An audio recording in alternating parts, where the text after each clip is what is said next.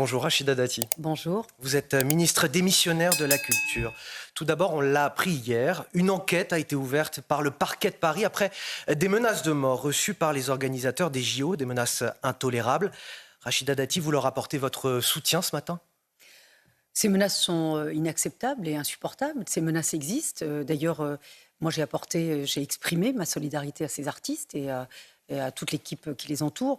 J'ai d'ailleurs demandé au ministère de la Culture de voir dans quelle mesure on pouvait se constituer partie civile auprès de ces artistes, parce qu'il y a une forme de tutelle, donc on est en train de voir évidemment comment on peut se constituer partie civile. Mais moi, il y a une chose dont je suis sûre, l'État sera plus fort que ces menaces. Rien ne gâchera évidemment cette fête, rien ne gâchera évidemment cette liesse populaire. Mais ces menaces ne sont pas acceptables, mais l'État demeurera toujours plus fort que ces menaces. Alors, on va continuer par le positif de ces JO. Tout d'abord, si vous le voulez bien, que n'a-t-on pas dit de ces Jeux Olympiques, Rachida Dati ? 10 jours après le début de la compétition, force est de constater que c'est une grande fête populaire. La magie opère, les Français sont massivement derrière leurs champions et ils leur rendent bien en ce moment. Qu'est-ce qui fait cette alchimie finalement ? Moi, je pense que les Français ont besoin d'unité, et surtout en ce moment. Et depuis le Covid, quand vous regardez bien, de plus en plus, les Français refusent évidemment de plus en plus l'isolement. Ils ont envie de se retrouver et de se rassembler.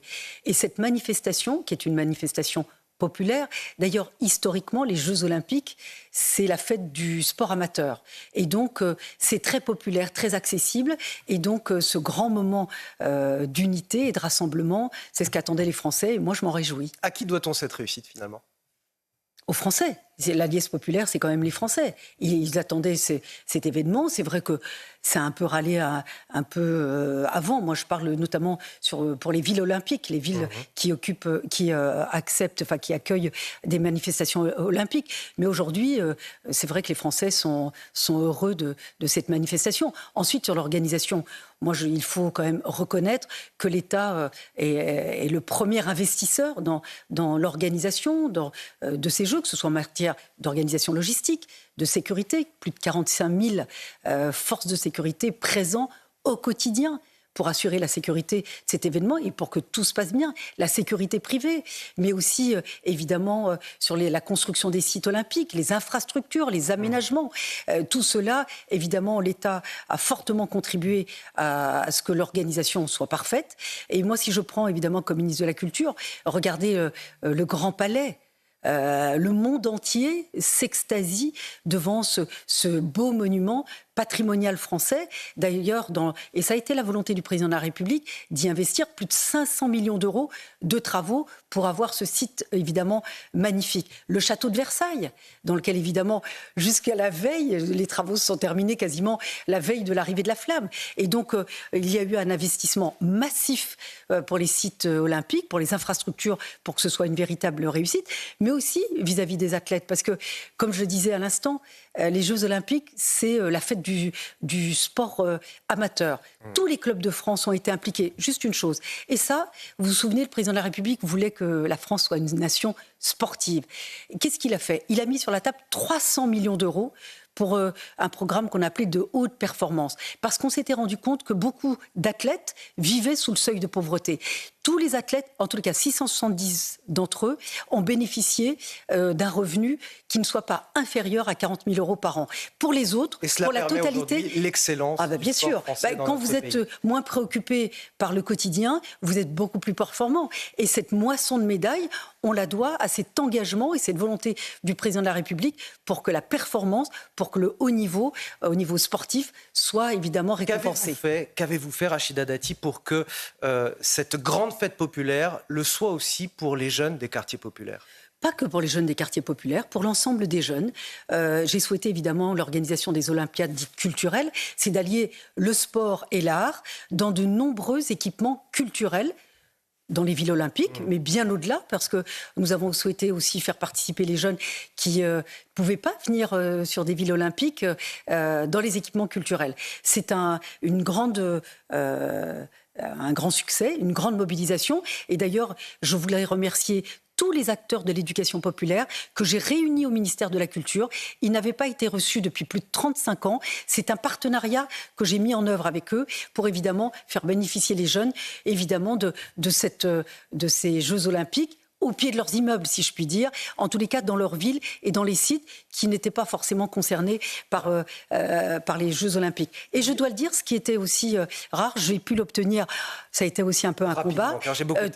Tous les jeunes qui sont bénéficiaires du Pass Culture ont pu avoir des places. Plus de 7000 places ont été mises à disposition des jeunes bénéficiaires du Pass Culture et 4000 places pour la cérémonie d'ouverture. Et ça, nous en sommes très fiers. Rachida Dati, il y en a qui, malheureusement, goûtent assez peu au succès de ces Jeux Olympiques, qui ne supportent pas que les Français puissent soutenir leurs propres athlètes et que la France retrouve le sourire. Je pense à certains élus insoumis comme Arnaud Saint-Martin, député de Seine-et-Marne. Regardez ce qu'il nous dit. La couverture chauviniste des JO sur le service public audiovisuel et ailleurs est pénible. Tout est cadré en fonction des performances espérées des sportifs français. Feu l'idéal internationaliste porté en théorie par l'olympisme. L'heure est à la régression nationaliste. Que répondre à la bêtise de ces propos ? Mais c'est vraiment dommage d'avoir des élus qui soient déconnectés à ce point des Français. Vous avez vu l'engouement des Français ? Et bien au-delà de nos frontières d'ailleurs. Et quand je vois des élus qui sont déconnectés à ce point des Français, moi je les invite, je suis allée sur des sites olympiques, je suis allée dans la rue quand on voit évidemment le cyclisme dans toutes les rues de Paris, moi je les invite à venir supporter nos athlètes français, qui comme je le dis et je le répète, qui pour l'essentiel ce sont des amateurs, c'était du sport amateur. Ils ont tous des métiers par ailleurs. C'est vraiment... La France insoumise est déconnectée de la joie populaire que traversent les Français aujourd'hui.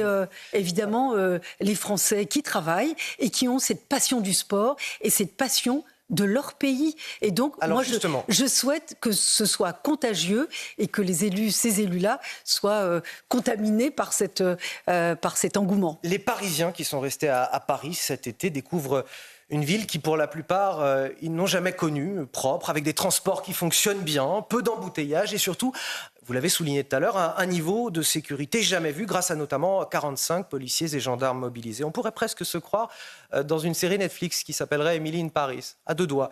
On ne va pas se mentir, les Parisiens vont vivre une gueule de bois monumentale à la rentrée. Vous savez que mon combat à Paris...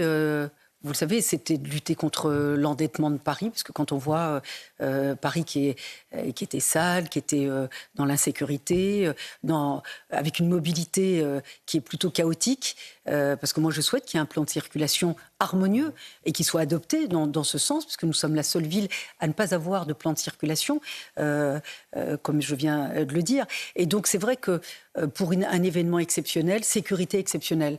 Donc c'est vrai que ça ne va pas durer. Il n'y aura plus 45 000 policiers et gendarmes mobilisés, on est bien d'accord. Mais les Parisiens ont droit à la sécurité. C'est pour ça que moi j'en appelle à Anne Hidalgo et ses élus, puisqu'ils sont contre une police municipale armée.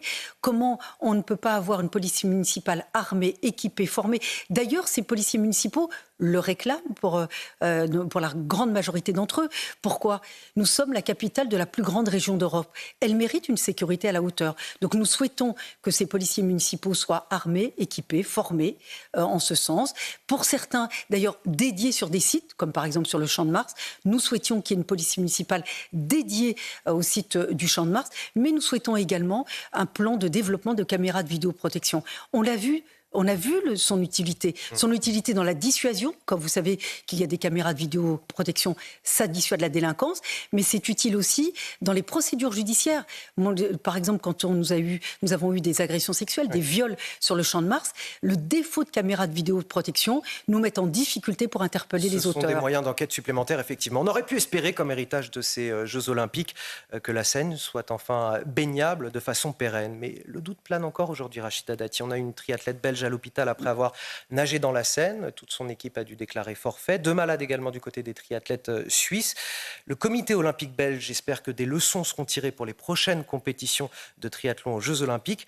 Est-ce que vous comprenez aujourd'hui cette suspicion ? Est-ce qu'on ne nous a pas vendu un doux rêve finalement que celui d'une Seine baignable ? Alors d'abord, il y a eu un fort investissement pour la baignabilité de la Seine, plus d'1,4 milliard. 1,4 milliard d'euros, oui. Faut le rappeler. Pour une incertitude qui reste encore grande. Mais il y a des incertitudes, c'est un fleuve, il y a un courant important. Et donc, alors est-ce que ça valait le coup ? Non mais... En tout cas pour ces JO, moi je pense que ça valait le coup. Ensuite, il y aura un héritage sur cette baignabilité puisque cet assainissement, il y a eu de nouveaux dispositifs mis en place pour dépolluer, pour assainir la Seine. Ces dispositifs vont être pérennes. Alors ensuite, est-ce qu'il y aura une baignabilité permanente ? Moi je ne le crois pas. Vous iriez vous baigner, vous ? Non, mais Alors, l'eau n'est pas mon élément, je dois l'avouer, mais il y aura à chaque fois, si on veut souhaiter la baignabilité dans le temps, il sera nécessaire de faire des analyses et des dosages de manière systématique. Et il faudra évidemment continuer à investir dans la baignabilité, dans ces mesures, comme je vous le dis, de dépollution et d'assainissement, si nous souhaitons une baignabilité pérenne. On va refermer cette page sur les Jeux Olympiques. L'Union des étudiants juifs de France dépose plainte contre la députée insoumise Sophia Chikirou. Elle a relayé sur son compte Instagram en fin de semaine dernière un hommage à Ismaël Haniyeh, chef du Hamas, tué par une bombe attribuée à Israël. Le texte présente Ismaël Haniyeh comme un martyr, comme le chef de la résistance palestinienne. Elle a répondu hier qu'elle avait partagé cela sur son compte Instagram privé à titre purement informatif. C'est de l'hypocrisie selon vous ? C'est un problème pour la gauche. Moi, je n'ai pas entendu le nouveau Front populaire se mobiliser, dire est-ce qu'ils sont d'accord, pas d'accord, est-ce qu'ils sont toujours alliés dans ce cadre-là et suite à ces propos. Moi, j'aimerais entendre Mme Hidalgo, par exemple, parce qu'elle est députée de Paris, Sophia Chikirou, et Mme Hidalgo, au dernier Conseil de Paris, s'est félicitée de son élection. Elle s'est félicitée de l'élection des députés de la France Insoumise à Paris. Donc, moi, j'aimerais qu'évidemment, la gauche puisse, avant qu'on nous demande notre avis et notre position, tout le monde la connaît, la nôtre, puisque vous vous rappelez, au moment des élections, nous avons souhaité évidemment faire barrage à effectivement, cette gauche-là qui ne représente pas, qui est déconnectée des Français et surtout, comme je l'avais dit sur cette antenne, qui en sont réduits à signer une charte contre l'antisémitisme. Moi, je dis, nous n'avons pas besoin de signer une charte. Il y a un code pénal pour cela. Et donc, ils se sont vautrés là-dedans et moi, je le déplore. Mais j'aimerais bien entendre, évidemment, les principaux responsables de la gauche et du nouveau Front populaire qui se déclarent majoritaires en France. Est-ce qu'ils sont toujours alliés ? Allez, Rachida Dati, malgré cette parenthèse enchantée des Jeux Olympiques, la politique se poursuit dans les palais de la République avec des noms qui circulent justement pour incarner le futur ou la future première ministre de ce pays. Ces derniers jours, on a entendu circuler le nom de Xavier Bertrand, on a entendu celui aussi de Laurent Wauquiez. Qui verriez-vous, vous, comme Premier ministre ? C'est la prérogative du Président de la République. Moi, j'ai du respect pour les institutions, pour la Constitution. C'est la prérogative du Président de la République. Vous-même, vous y avez pensé à Matignon ? Non, mais vous trouvez que je n'ai pas assez de boulot aujourd'hui ? Non, je n'y ai pas pensé. Et moi, je trouve... Vous savez, à force de tout caricaturer, de tout affaiblir, de tout niveler, vous voyez, regardez, vous me dites demain... vous allez, je vais dire aussi à ma fille, est-ce qu'elle y pense aussi ? Je trouve que ces postes institutionnels sont importants. Xavier Bertrand, par exemple, est revenu avec insistance dans Ils incarnent et ils portent beaucoup de gravité. C'est la prérogative du Président de la République. Encore une fois, j'ai trop de respect pour les institutions pour ne pas me mêler à cela. Rachida Dati, faut-il remplacer des vitraux réalisés par Viollet-le-Duc au XIXe siècle dans 6 des chapelles de la nef de Notre-Dame de Paris ? Emmanuel Macron veut les faire remplacer par des vitraux contemporains, et ce, malgré l'avis négatif de la Commission nationale du patrimoine et de l'architecture qui a voté contre à l'unanimité, malgré le fait que ces vitraux ont été restaurés aussi et nettoyés avec l'argent des donateurs de la cathédrale. Même certains artistes qui ont participé au concours que vous avez lancé sont mal à l'aise sur ce sujet. Tout d'abord, il faut aussi rétablir la vérité. Ça a été la volonté de Monseigneur Ulrich et de l'Église de vouloir un geste architectural moderne. Ça a été la volonté de l'Église et de Monseigneur Ulrich qui ont demandé au Président de la République. Sur la commission, ça n'est pas une commission qui a statué sur le fond et sur la création en elle-même. Ça a été sur le principe. Ça n'a pas été une décision à l'unanimité puisque certains membres se sont abstenus.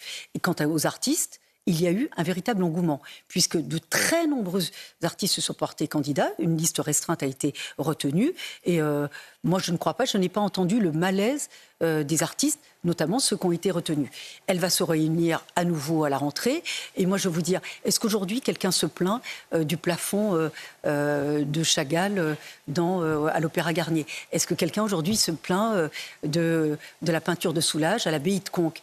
Non, mais ça toujours... Vous savez, quand il y a un geste de modernité, ça, évidemment, ça suscite un petit peu de réaction. Donc, voilà. Donc, le travail va se poursuivre, en accord avec, d'ailleurs, comme je viens de le dire, avec Monseigneur Ulrich et l'Église. Et d'ailleurs, ces vitraux qui ont été restaurés ne passent pas à la trappe. Ils vont être remis, évidemment, dans Notre-Dame. Merci, Rachida. C'est une volonté importante. Et d'ailleurs, je veux juste dire un mot sur Notre-Dame, qui est ce plus grand et ce plus beau chantier évidemment, qu'a voulu évidemment Emmanuel Macron, avec refait à l'identique, comme la flèche de Viollet-le-Duc, à l'identique, en un temps record. Et ça va être évidemment encore une belle restauration de notre patrimoine culturel et religieux de manière unique, qui sera inaugurée à la fin de l'année. Et moi, ça, je m'en réjouis pour notre pays, pour les Français, mais bien au-delà des frontières, puisque ça va susciter aussi un engouement, vous l'avez dit aussi, pour les donateurs,